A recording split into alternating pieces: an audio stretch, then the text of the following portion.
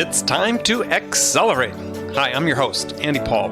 Join me as I host conversations with the leading experts in sales, marketing, sales automation, sales process, leadership, management, training, coaching, any resource that I believe to help you accelerate the growth of your sales, your business, and most importantly, you.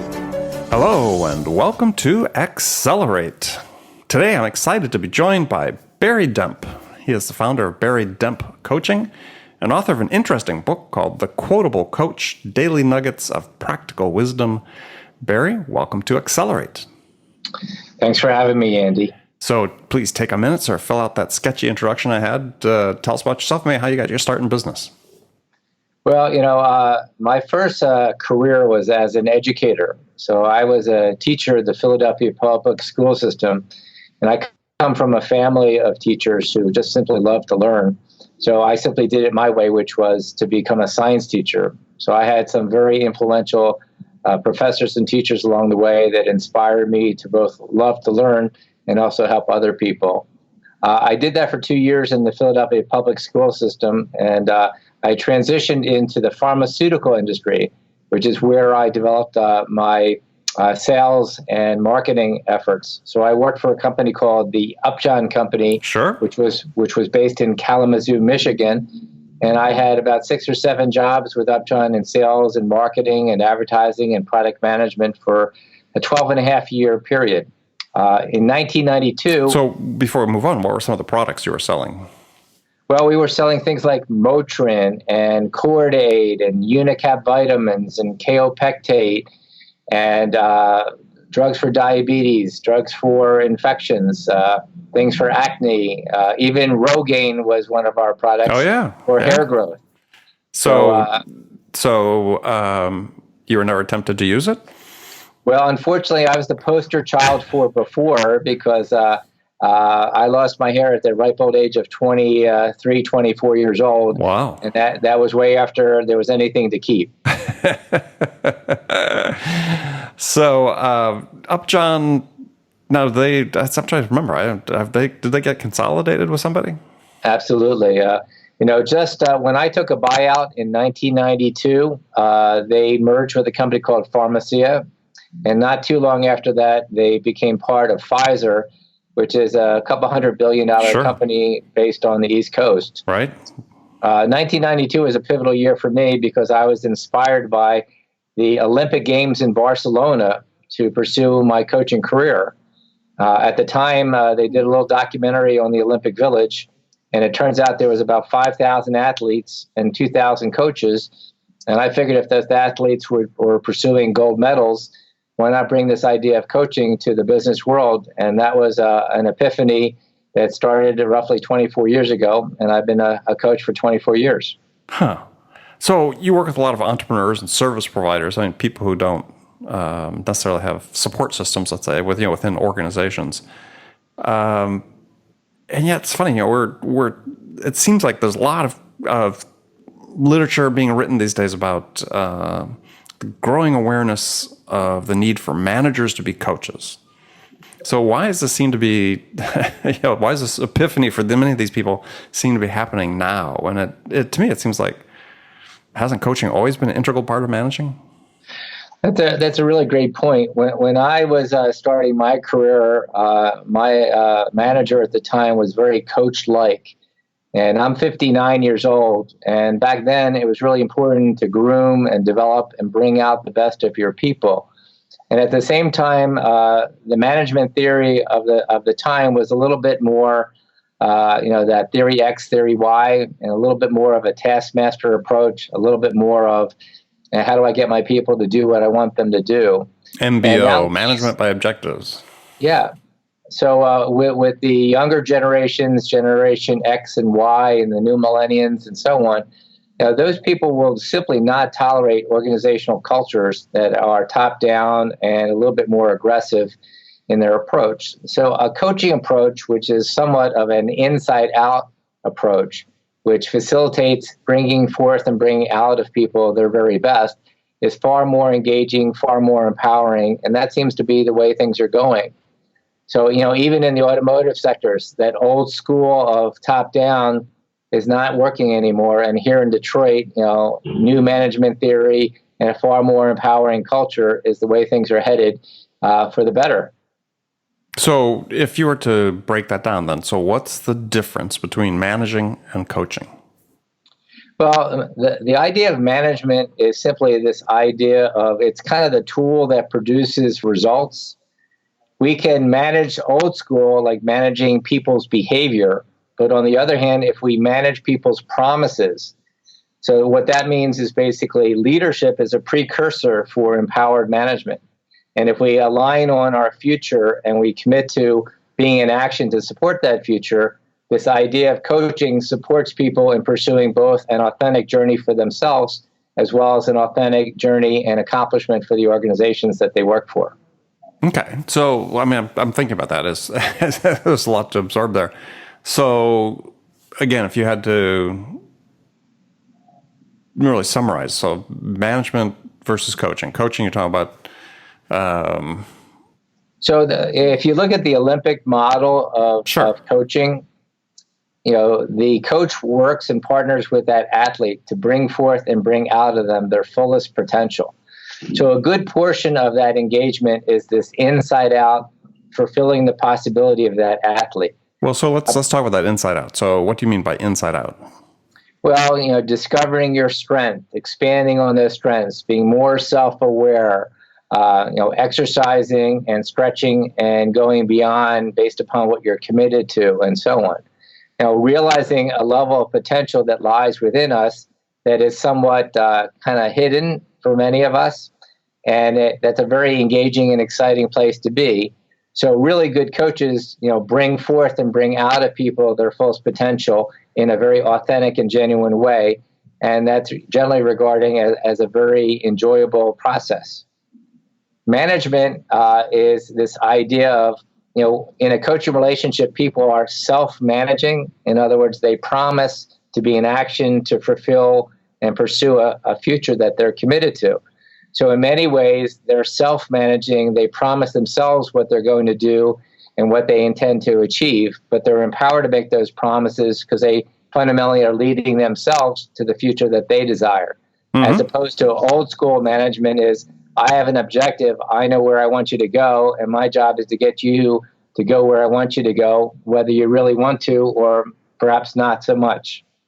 So at the end of the day, and I know this is a little simplified because I'll follow up with another question. So at the end of the day, it's really become a difference between coaching, you're helping somebody achieve the goals they set, management, you're helping people achieve the goals you set. I would say that's pretty accurate. The key, though, organizational effectiveness depends on aligning the personal initiatives and the personal focus with the organization. So connecting who you are with what you do, along with the organizational culture, is very critical for job fulfillment and satisfaction. Right. So that then was the follow-up question I had, is then how do you align people's individual goals and aspirations that you coach them to achieve, to bring out their potential to achieve, with the organizational goals? Well, that's a complicated question, but to simplify it to some degree, many, many years ago, Jim Collins wrote a book called Good to Great. Right. But prior to that, he wrote a book called Built to Last. Right. And Built to Last was about vision and value-based organizations. And what they found was that vision and value-based organizations outperform standard companies in their same category by a factor of 14-fold based upon stock price. Well, vision and value, just to define that for the people listening. Well, people's values, let's say their values would include honesty and integrity and hard work and loyalty and doing your best and respect and dignity and courage, things of that sort. And these were values that the organization put up a priority on. Yeah. So, when people fit, when people's vision and values connect with the organization's missions and purposes, they see that work can be an expression of who they are, and they tend to be more engaged and more fulfilled by being part of that community. So making a connection between who you are and what you do, and making that connection within the organizations that we spend so much of our times in, usually has a very empowered and engaged a team of organizational members, as well as an organization that's pretty unstoppable because that level of engagement. So of the company, and this is sort of an interesting question, not to undercut a point you had made, but so of the companies that Collins profiled in Built to Last, how many of those have lasted? Yeah, that's really a good question because things have changed. When he did that research, subsequently, he's kind of debunked that a little bit. But the research on those companies were companies that were in business for over 50 years. And yet, at this time and in our society, there's a lot of disruptive forces that are having some of those companies not necessarily be those ones that have lasted even to today. Right. But so, go ahead. Well, I was just wondering, I mean, so at some point, disruption in some form, whether it was technological disruption, market disruption, is that, how did the vision and values help them sustain themselves, or in some cases maybe it didn't, or did it always sort of help them? Well, that's a good question. You'd have to ask Jim Collins about his research, but I could hypothesize. Sure. My sense is that at some point in time, individual visions and values and commitments from the rank and file somehow got disconnected at some point in time from the organization and visions and missions and goals. And that is a recipe for things to start kind of crumbling and falling apart. And unfortunately, when we live in a society where the market and the stock market in particular puts considerable pressure on organizations to perform, very, very quickly and very, very dramatically, it causes people to make choices and decisions that sometimes don't always fit with their long-term vision and values, and can undermine their long-term success. Yeah, it sort of raises a question: is can any company afford, a public company, afford over any period of time to really be driven by that? I mean, you could be the case of, let's say, Apple, perhaps, where there's certain sense that they don't manage to the quarterly report as much as other companies do, but. Yeah, it seems like it's a tough challenge. You bet. Organizational culture and engagement of employees is always a challenge. But my own experience is making sure there is a connection between that individual and that organization from a sense of values and beliefs and operating practices and simply the behaviors that people exemplify in their day-to-day efforts is very, very important to get the very best through the individual and collective efforts of everybody. So how do managers sort of achieve this balance? Well, depending upon the size of their department or their division, I think it begins with relationships. Quality relationships are the foundation for quality results. And knowing who people are and having a sense of what they value and what they believe and what's important to them, those are the drivers of us as human beings. Seth Godin would basically say, we're not a machine anymore. This is not about gears and widgets and so on. Human beings have heart and flesh and blood and souls and so on. And if we don't connect with people at that level, we don't get their very best. And they simply live for the weekend or live for some day and don't have that level of engagement. And perhaps that's why so many people are going through a free agency or through an entrepreneurial type of explosion these days, to really look for that fulfillment and that self-expression that seems to have been lost in past decades. Well, that's an interesting point, because that certainly, I think, is part of the reason people perhaps stay with the entrepreneurial, phase as you talked about it. But it seems like a lot of it's sort of driven by the fact that companies continue to want to outsource as much of the work as they can rather than bring on full-time employees. Yeah, that's very much a part of the equation. The challenge is, we want as individual employees to be as valuable and as impactful as we'd like to be. So whether we're a free agent and people pick us up because of our abilities to contribute and create value, or we simply become part of that organization because we're one of those high potential keepers. That's still incredibly important in terms of an individual's success. Yeah, well, I think ironically what's happening is that, and I think this is, not backed by science at all. It's just based on my exposure to, hundreds and thousands of people through this podcast and my work, is that a lot of people forced into the quote unquote gig economy, and sort of unwillingly, but once they've experienced it, that there's a higher fraction of those than perhaps thought originally that, they really don't want to go back to the way it was before.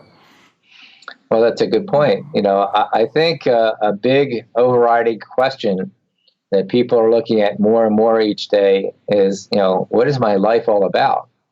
And how will I measure my life is a book that was written in 2012. Mm-hmm. And I think people are really looking at that idea of family and balance and making a difference and impact and learning and growth and self-actualization far more than ever before. It used to be 35 years, get your gold watch and move on to a lot of golf in Florida or something like that. And now people are looking at how they spend their time, who they spend it with, what they spend it doing. And job satisfaction and job fulfillment and having their efforts and their work make a huge difference is critical for people of all generations. Yeah, well, I think we're seeing that in the people are working longer.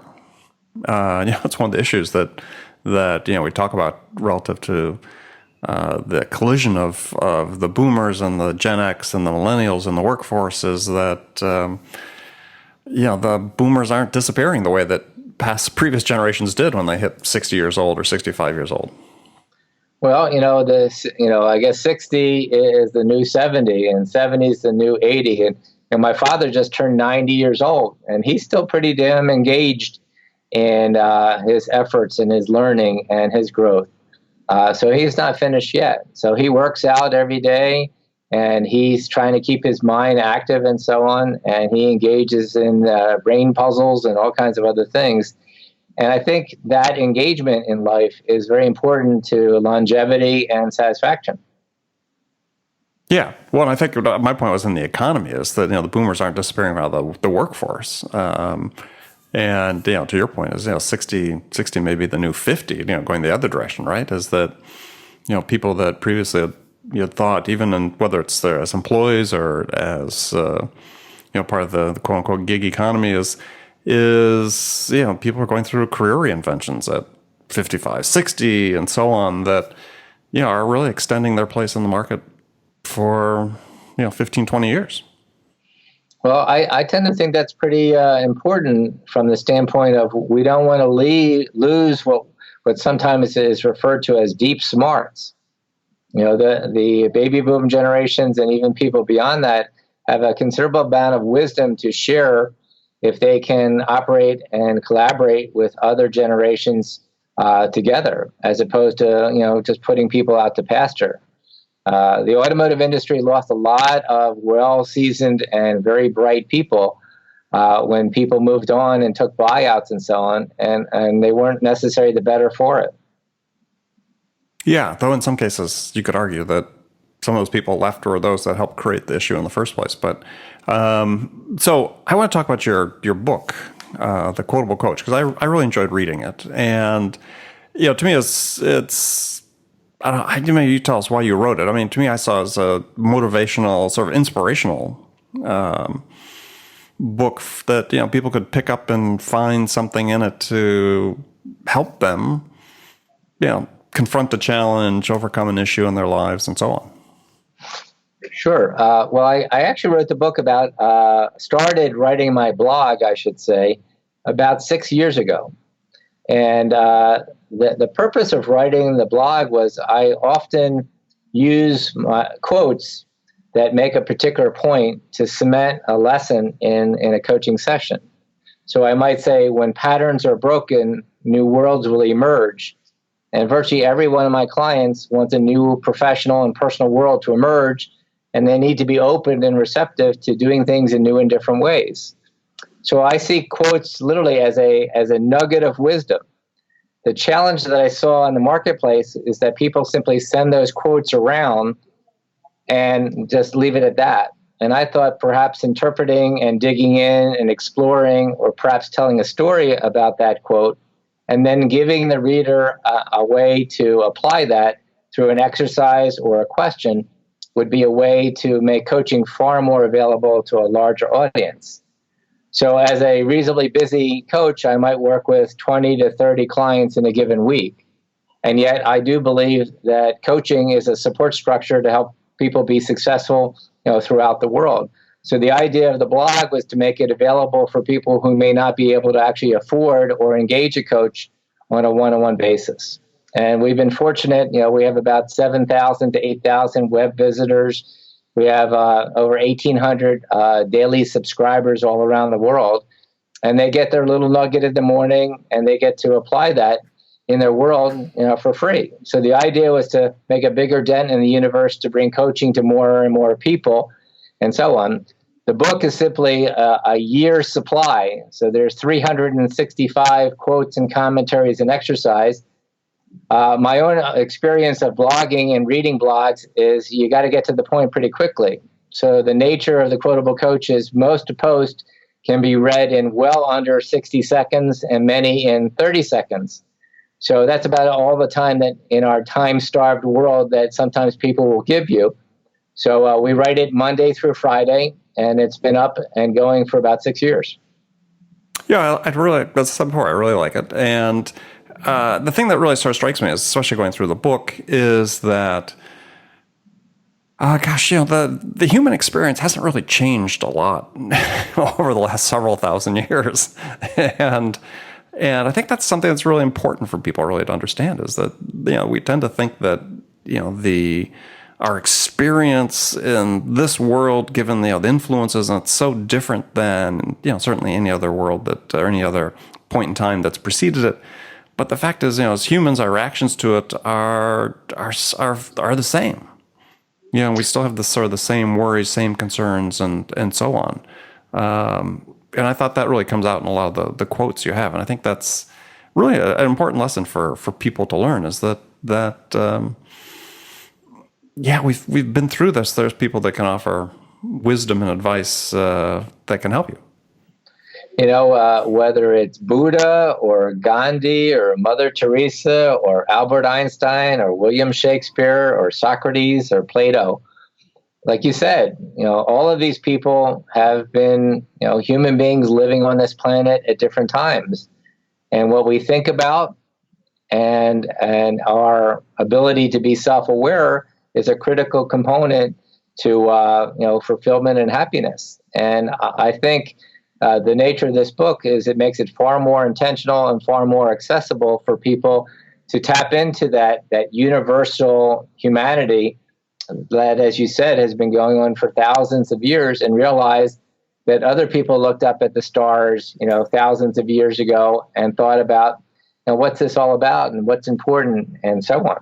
So bringing those back to a contemporary venue of blogging and a book just seemed like a really good idea that was digestible by people in our rush around helter-skelter world where people are so busy. Okay, well, let's run through some of these, because I've got a number that I picked out that I liked.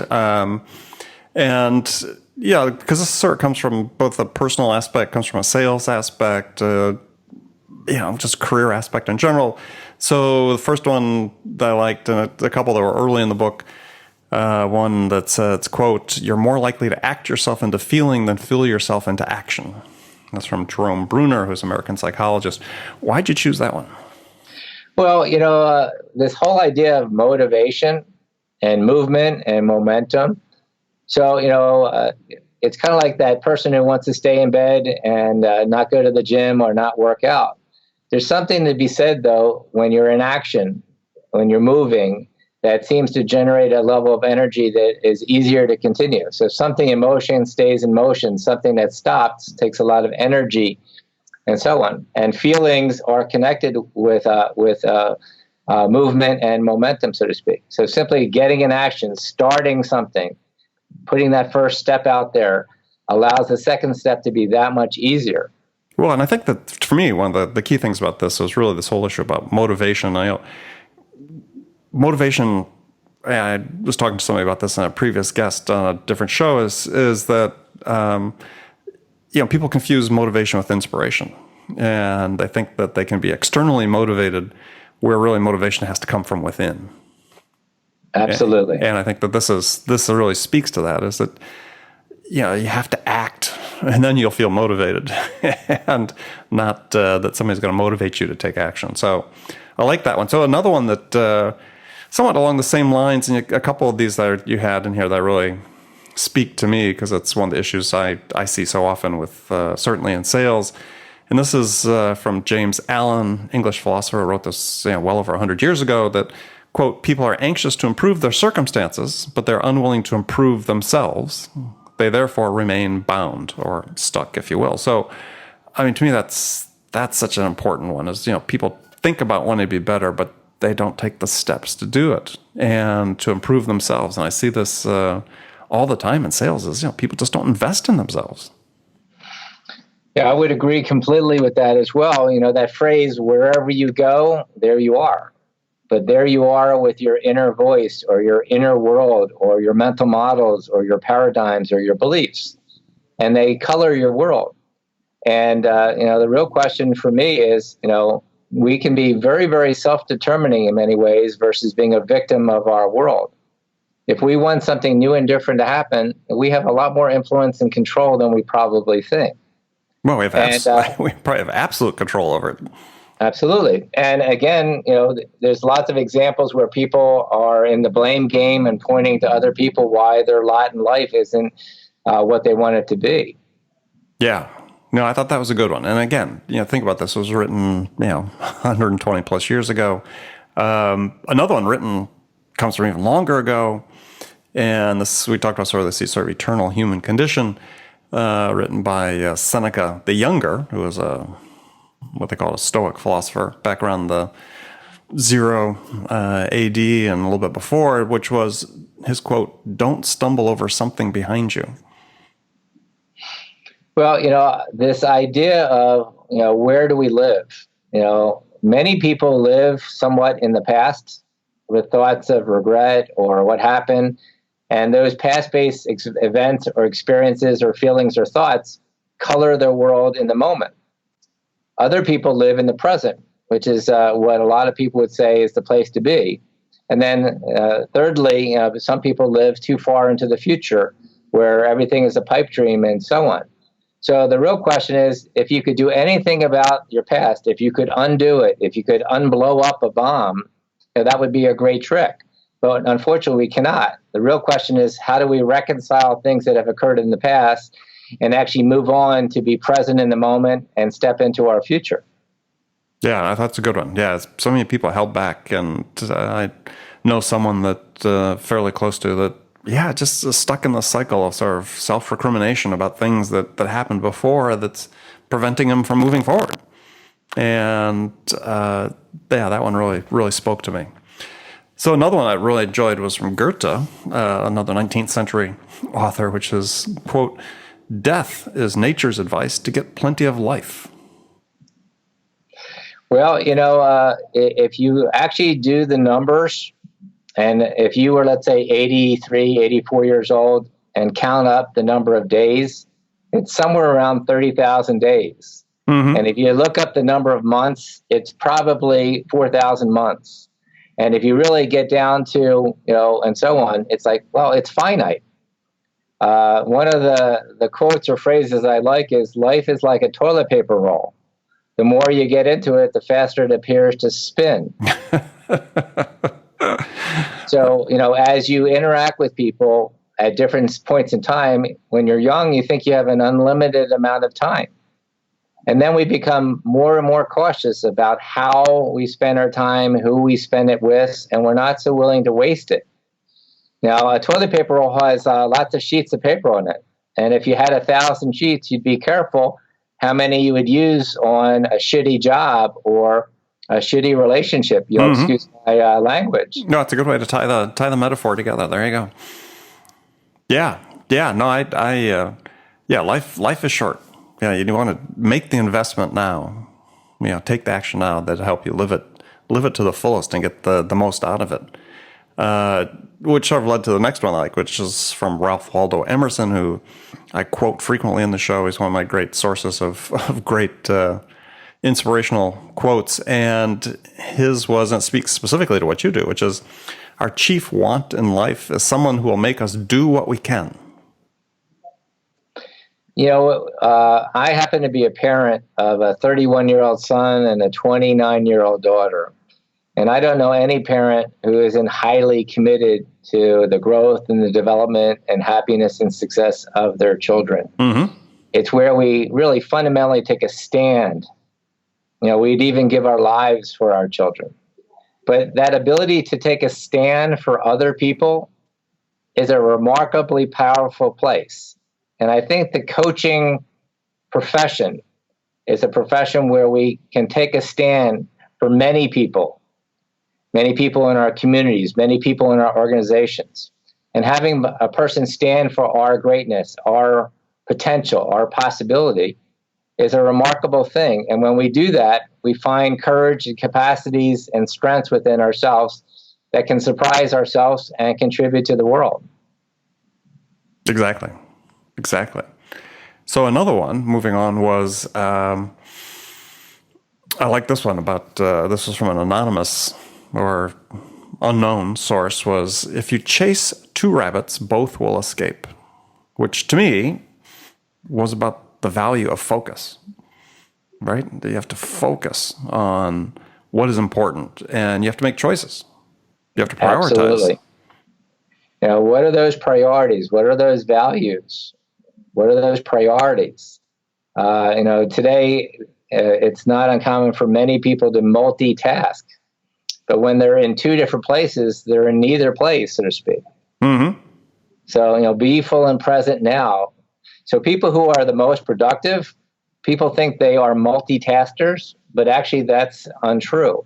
They're just highly focused people that can get things done very quickly and then move on to the next thing they get done effectively and efficiently as well. Right. Gosh, too many I wanted to go through here.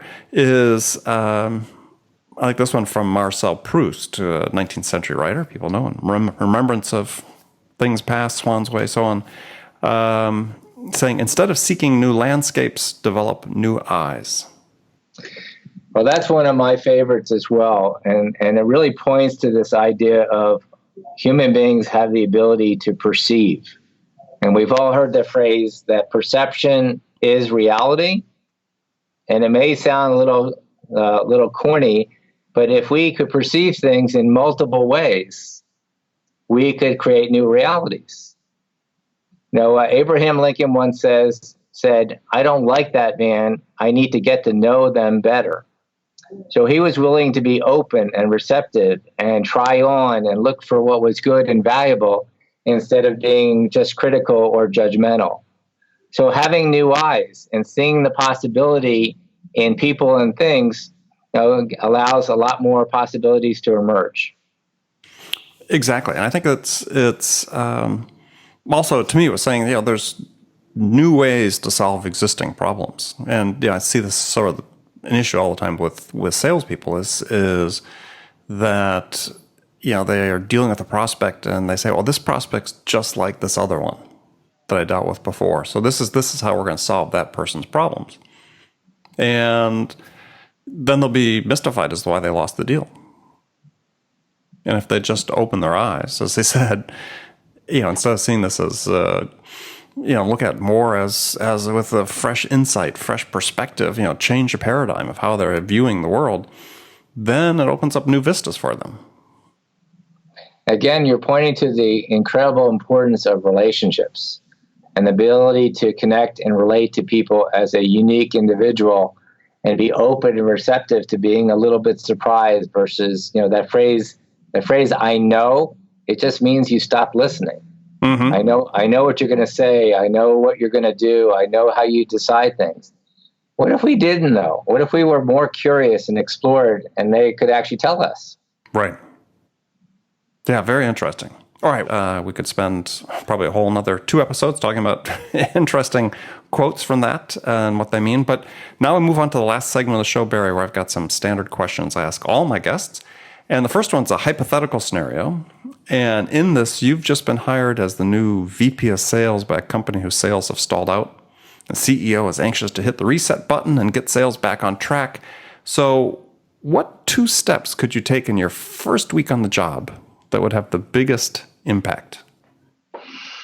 Well, if I'm somewhat new to the job, I think a critical component is get the lay of the land. So getting the lay of the land is to interact and explore conversations with all the stakeholders. So whether it's the sales team or just the employees in general, or get the lay of the land with our existing customers or even our prospects. What's working, what's not working, how are we being perceived, what value is being provided, what are they thinking, and so on. So understanding that is very fundamental to our ability to move forward. The second thing is to determine the vision for the future of all these stakeholders, whether it's the employees or even the customers. What does their problem look like? What does the solution look like? And are we relevant anymore in providing our product or services to fulfill that? And if not, we might be a little bit antiquated, and we need to invigorate and reinvent ourselves to be relevant again. Okay. All right. Good answer. All right. So now I've got some rapid fire questions. You can give me 1-word answers, or you can elaborate if you wish. So first one is, when you, Barry, are out selling your services, what's your most powerful sales attribute? I think the most powerful attribute I have is simply authenticity and being genuine. So if you have it could be a sales role model or a business role model, who would that be? That's a good question. I probably have to think about that.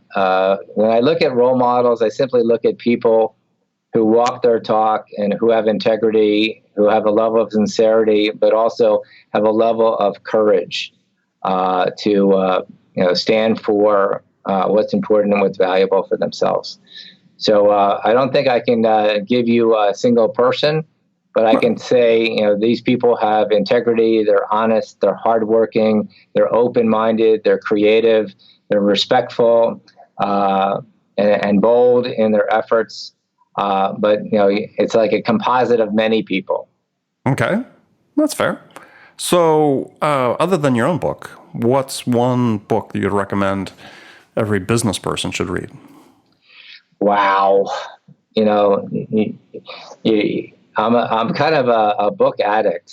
So I have, lots and lots and lots of books. A book that I read just recently that I think is really provocative, it's called A More Beautiful Question. Mm-hmm.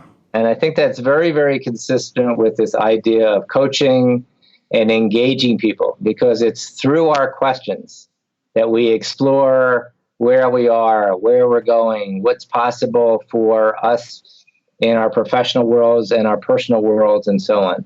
And I think those questions are also tremendously impactful in our ability to innovate, create, and move our world forward. So I like that very much. I think it's Warren Berger. Yes, it is Warren Berger, right? And it's actually almost near the top of my list to read as well. So it's been recommended several times by people recently. All right, last question for you. This is always a tough one. Is what music's on your playlist these days? Are you actually talking about real music? Real music. I tend to, I tend to be a little bit more introverted than many people think I am, because I give talks and speeches. I'm out in the community. I network and things of that sort. But I tend to like the work of Susan Cain, who wrote a book called Quiet, and that stands for the power of introverts in a world that can't stop talking. So the music that I listen to most on my XM Sirius radio is contemporary jazz, and that tends to be both a little pop, a little jazz, a little hip hop, but it's a smoother, a little bit more relaxing kind of music. And that kind of settle things down from that helter-skelter busy world that we operate in. All right. Well, good answer. Well, Barry, thanks for joining me today. So tell folks how they can find out more about you. Well, I am more than happy to give people my phone number, which is 248-740-3231. You can Google me at just Barry Demp and see the various books and resources and workbooks and things. I would be honored if your listeners would consider going to thequotablecoach.com and signing up for free. And lastly, if you really want to check me out, you can connect with me on LinkedIn or just go to dempcoaching.com. Excellent. Well, great. Well, thanks again. And remember, friends, thank you for spending part of your day listening to this show. And you can make the show a part of your daily routine every day to help you deliberately learn something new to help you accelerate your success. And easy way to do that is take a minute and subscribe to this podcast, Accelerate, on iTunes or Google Play Music, wherever you listen. And that way you won't miss any of my conversations with top business experts like my guest today, Barry Demp, who shared his expertise about how to accelerate the growth of your business. So thanks for joining me. Until next time, this is Andy Paul. Good selling, everyone. Thanks for listening to the show. If you like what you heard and want to make sure you don't miss any upcoming episodes, please subscribe to this podcast on iTunes or Stitcher.com.